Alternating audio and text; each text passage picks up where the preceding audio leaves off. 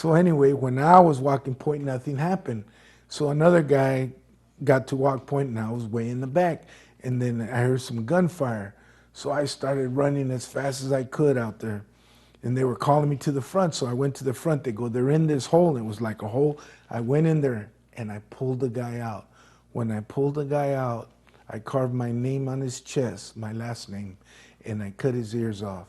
And I threw him to the side. I go, there's another one in there. So I was going back in. My platoon sergeant handed me a 45. And he goes, here, here.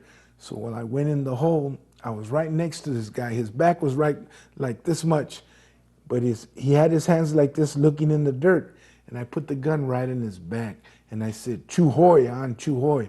Surrender, man, surrender. He didn't say nothing. He didn't do nothing. So I shot him. As I shot him in the back, he spun around and grabbed me right here by my wrist. And I started crawling out of the hole with him. As I got to the top of the hole, I pulled his head down. I cut his throat with my knife and cut his ears off. And I carved my name across his chest again. Now I'm saying these things, these horrible things. That's how much the devil had me. Yeah. That's how confused my mind was. So if somebody's hearing this testimony and says, oh, I started drinking again, I'm backsliding, that doesn't mean anything. My story is what God can really bring you out of. And I want you to know that. I'm not saying this to glorify the devil. And believe me, this does not glorify me. I'm trying to tell you where the glory of God took me out of and how merciful he was. But anyway, after I had the guy there and I cut his ears off, there was a little helicopter, like a 2-seat helicopter, went over. It was General Bersani's. And he said, and I already had met the general previous. And he said, what's going on? And my sergeant said, hand-to-hand combat. He goes, how many? He goes, one. Who was it? Who was? He said, a Sevis. He said, bring that paratrooper in.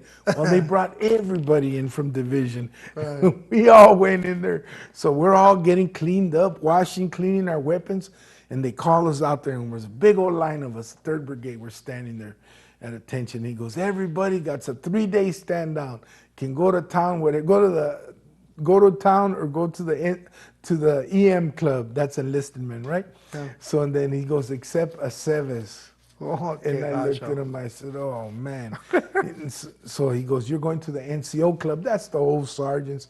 Nobody wants to go there. Yeah. You want to go with all the young guys. Right. You know what I mean? Because old sergeants, they're going to just tell you old war stories. Yes, kick back. You're right. So they took me a huevo, that forced me to go.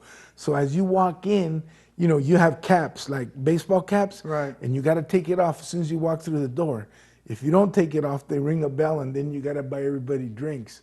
Well, I wasn't buying nobody drinks, but I just turned my hand backwards on purpose so I could get in trouble, kick me out, and I could go with the guys. But instead, my sergeant goes, I'll buy the drinks, because they were ringing the bell. Everybody ran up to the bar. So when I went up there, I go, hey, man, don't buy no drinks. I go, you should buy me drinks. And the guy that ran the bar looked at me and goes, who are you? I go, I'm a Sevis, man. He goes, let me see. So I stuck my hand in my pocket and took out the 4 years. I go, look at this. He goes, free drinks for you. So he gave me a shot, right? I took a shot. So you were kind of like, you were like a legend. Well, what happened was, look, when you're in the field, if somebody brings you in, everybody knows. Okay. You know what I mean? Like if, say you're a guy that doesn't like to go to the field and you always act sick, everybody knows, oh, what's his name's acting sick again. But no, they brought me in because I killed with my hands. Yeah, so in other words, so the thing is, so if you're going to have a partner, let's say in the torcida or in war, you want to be with the strongest people so you can live, right? That's right. Yeah. Okay. So what happened, I'm at the bar, this guy calls me, and I turn around, and it's a sergeant major. For enlisted, man, you can't go no higher. So he tells me, come to this table. He was black, but he was a Pandomanian. So when I went over there to the table, I looked, and all these guys sitting at the table were sergeant majors. And I was looking at them, and they all had Spanish surnames. You know how they make you put your last name? They don't put your, and they all, and I was looking, and I was saying, what is this? And then the guy tells me, you know what, man, sit down. So I went to sit down, and the Pandomani grabs me, and he goes, don't sit down. Let's see the proof. So I stuck my hand again in my pocket, pulled it out, pulled the 4 ears out, And then I sat down. As I sat down, the black guy spoke. He said, I fought against Ramo in Africa. Then the next guy said, I jumped in Bastogne. And the next guy got up and said, I fought in Normandy. And they all fought with their hands. So when it came to me, I was sitting there going, I fought right here. I just killed these guys. So they were looking at me like, this idiot. But they had me at their table. Nobody could come to their table, right? This guy stepped in back of me and stuck a syringe in my ear. That's why I have this ear pierced. Since I've been with the church, I don't wear an earring no more, but I used to. I was so proud of it that I had killed with my hands, and that's what that meant. So I sat down. They put the needle in there and bent it, just left it there, the part of the syringe, the needle. So I'm sitting there. They got a cup, a canteen cup, and filled it up with whiskey and told me, drink it. So I was drinking. I was so drunk, I was letting it fall down the sides.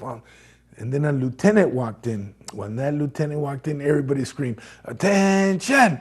So I went to get up, and they grabbed me and said, don't embarrass us. Actually, he said, don't shame us. So I just stayed sitting down. I didn't know what to do. And the lieutenant came laughing, and he said, are you a Sevis? I go, I'm a Sevis. He goes, come on, you got to come with me. And it wasn't the Pandomanian. It was another Latin. Anyway, he said, wait, he's having a drink. And they filled that cup up again. And I was in the field. Only thing you drink is water, coffee if you're lucky, chocolate. And so I was clean. So man, I started drinking. He goes, drink it all. I was letting it fall on purpose, because I couldn't do it. Yeah, it's too much. And then the guy told me, drink it. And I said, oh, so I put it down. So then they took me to meet another guy from Texas. He was a major.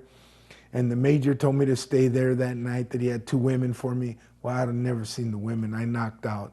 Anyway, in the morning I got up. Well, my service, that time in Vietnam, it just went on and on. I would get in trouble, even in the field. We were doing all kinds of crazy things to the people. They were trying to kill us. We were, trying to kill them. I got lucky. I was in a place called Hamburger Hill. I got shot 3 times. Let me ask you a question, though. In this time of your life,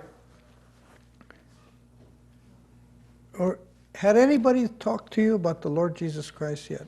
Not after I get shot. Okay, but prior to that, I mean, like right now. No, nobody okay. ever came and explained anything. And how about in your childhood? How was your childhood? I mean, did you, of course, you had a relationship with I guess the Catholic Church, because you became a friends with a Catholic priest up in what, Fred Nellis, right? Yeah. But it was different then. It's not like now. In those days, you made your confirmation, your communion. It was just like graduating. Right. It was a ceremony. It was a ceremony. It was. I didn't. Tradition. Yeah, tradition. exactly. It wasn't like now, like when you accept the Lord. Right. And then you go through so many steps in your life till you get it right. Where there's an actual change, right? That's correct. Yeah. Okay. So but at this moment, you're right there, and you talk to that lieutenant, and you have no conceivement. Nobody's come to you and told you need to accept Jesus Christ in your heart. That's correct. Okay, so go ahead, continue. So what year are we talking now, right? I think that was in 68. 68, órale pues, okay. Yeah, so then I ended up getting shot 3 times. Actually, I got shot in the hand, and then they shot the machine gunner in the head. So I crawled to get on the machine gun. When I got on the machine gun, a guy shot a rocket on the machine gun and blew it up. And he tore a hole in my leg, so I started crawling because I couldn't walk. And I was trying to get around this tree, and then I felt my leg go up. Well, I guess they threw a hand grenade, and part of the shrapnel hit me in the foot. So anyway, I stayed there, and from there they sent me to the